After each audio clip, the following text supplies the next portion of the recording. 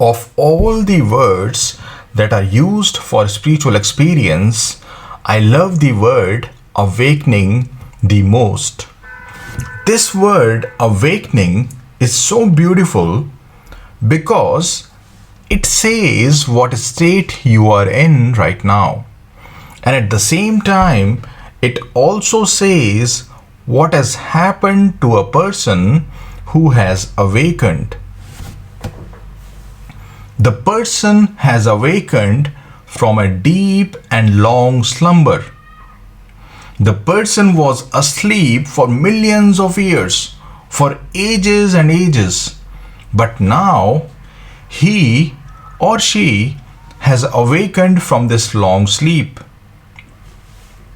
He has awakened from this long sleep of identification with body and mind. Yes, you heard that right. The sleep that I am talking about here is nothing but your identification with body and mind. You have long remained asleep with this identification. So long that you started considering yourself as the body. You started considering yourself as the mind. Now tell me, what would you think about a person who starts taking himself as the clothes that he wears? He thinks that he is the clothes that he wears. I'm sure you wouldn't have a good opinion about that person. You would think that he is unconscious, he is asleep. Similar is the condition of people who take themselves to be body and mind. In the eyes of awakened ones, in the eyes of Buddhas, in the eyes of Krishnas, in the eyes of Christ, the one who considers himself as the body and mind is asleep.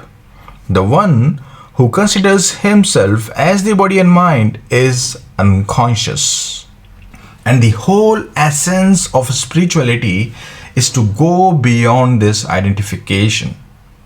The purpose of all meditations, the purpose of all spiritual practices is just to make you go beyond this identification with body and mind.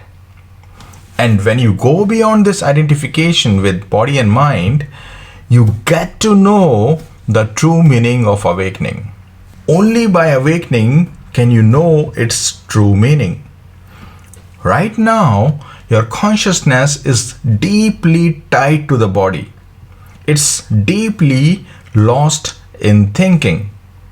And when you awaken to your real nature, you realize that you are the consciousness in which thinking happens. You are the consciousness in which body exists. And when this happens, your mind will no longer create problems for you. It will cease to be your master. Right now, your mind is your master. Isn't that so? It's because you do what it makes you do. You believe the thoughts that it creates. And this is the root cause of your suffering. Doing what the mind makes you do creates all the suffering in your life. Doing what the mind makes you do creates all the problems in your life. And when you awaken to your real nature, you become the master. And this treacherous mind will then serve you like an obedient servant. You can then use it to create a better life on the material level. Only awakening can give you the mastery over your mind. And I'm telling you, without this mastery, there will be no end to your suffering.